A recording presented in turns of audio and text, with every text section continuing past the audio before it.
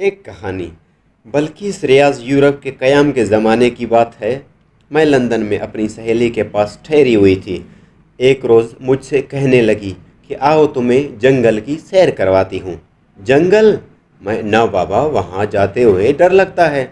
डरने की बात थोड़ी है, मैं तुम्हें अपनी आंटी से मिलवाऊँगी। आंटी, मैंने हैरत से पूछा, हाँ वहाँ जंगल में रहती है? तो क्या वो अकेली जंगल में रहती हैं? कुछ लोग और भी हैं, मगर वहाँ बहुत कम घर हैं। अच्छा। मैं दिल से उसके साथ अपनी सहेली की आंटी ग्रेस से मिलने के लिए चली गई। 1 घंटे की ड्राइव पर जंगल आ गया था।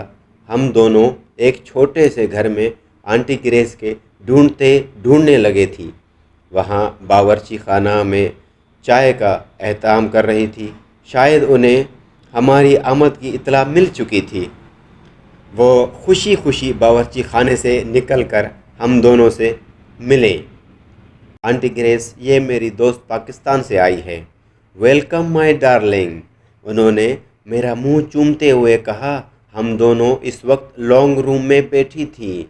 आंटी ग्रेस चाय बनाकर ले आई, साथ चॉकलेट और बिस्किट भी थे। चाय पीते हुए मैंने सारे घर का जायज़ा लेना शुरू कर दिया था।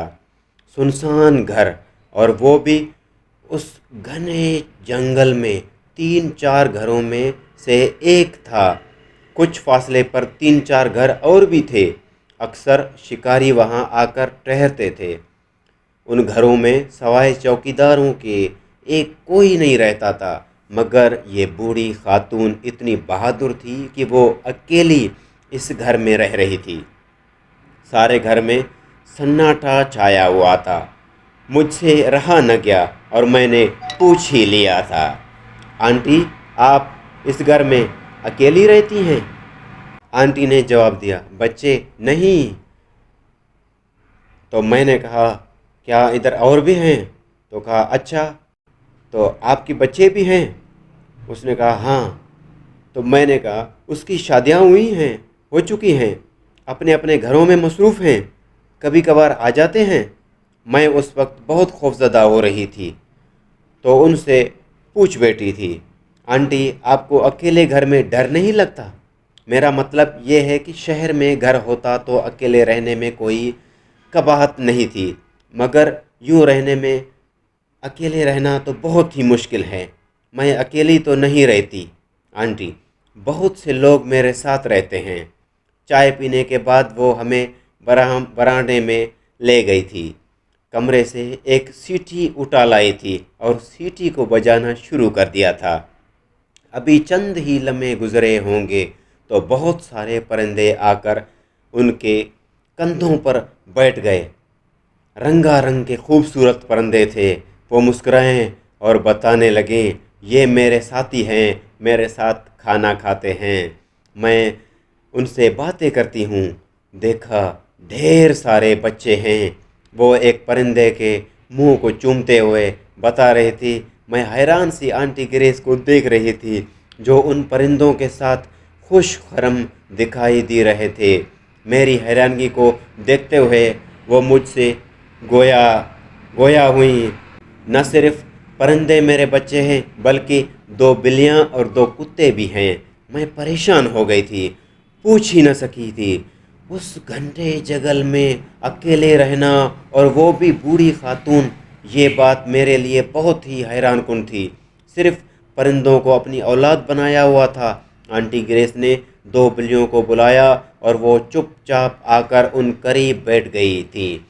कुत्ते उस वक्त कहीं घूम फिर रहते थे।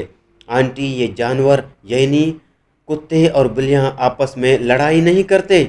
मेरी बात का जवाब देते हुए बताने लगी, पहले पहले तो इनकी लड़ाइयाँ होती थी, मगर मैंने उनकी तरबियत करने में बड़ी मेहनत सिर्फ की है। अब इतने मज़हब और मनज़ब हो गए हैं कि जूनी लड़ने की कोशिश नहीं करते। तो मेरा इशारा पाते ही खामोशी से अपनी अपनी जगहों पर बैठ जाते हैं। मुझे तो रह रह कर ख़याल आ रहा था, एक इंसान की तरबियत में خاصا وقت درکار ہوتا ہے، مگر اس نے جانوروں اور پرندوں کو تربیت کی ہوئی تھی۔